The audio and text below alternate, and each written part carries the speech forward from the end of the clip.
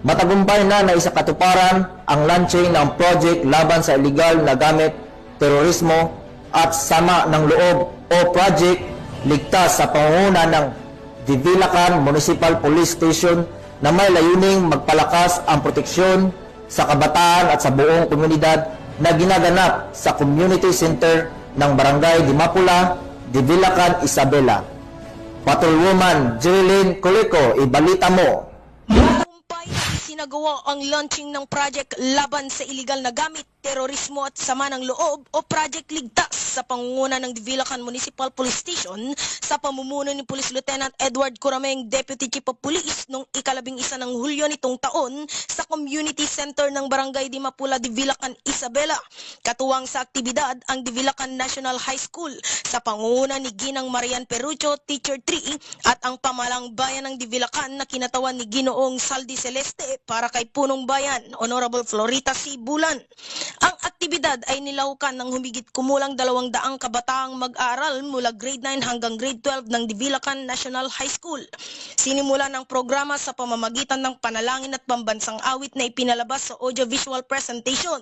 Mainit na tinanggap ang mga kalahok ni Police Executive Master Sergeant Miguel Beltran sa kanyang welcome remarks kung saan binigyang diin niya ang kahalagan ng Project Ligtas sa pagpapalakas ng proteksyon sa kabataan at sa buong komunidad. Nagbigay rin ng mga pampasiglang mensahe sina Police Lieutenant Corameng at Ginoong Celeste na nagpahayag ng kanilang suporta sa mga gawaing makabuluhan para sa kabataan.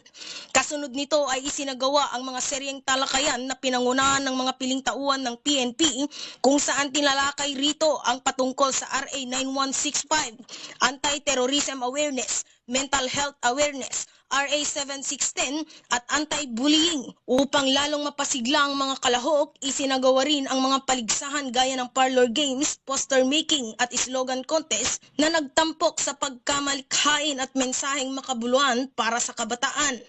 Layunin ng Project Ligtas na palakasin ang kaalaman at kamalayan ng mga kabataan ukol sa masamang epekto ng iligal na droga, banta ng terorismo, karahasan, mental health issues at pang-aabuso. Higit sa lahat, isinusulong nito ang pagkakaisa, disiplina at positibong pagpapahalaga sa lipunan. Ang programa ay nagtapos ng matagumpay na may dalang inspirasyon at mas matibay na ugnayan sa pagitan ng PNP, lokal na pamahalaan, paaralan at ng mga kabataan ng Divilacan.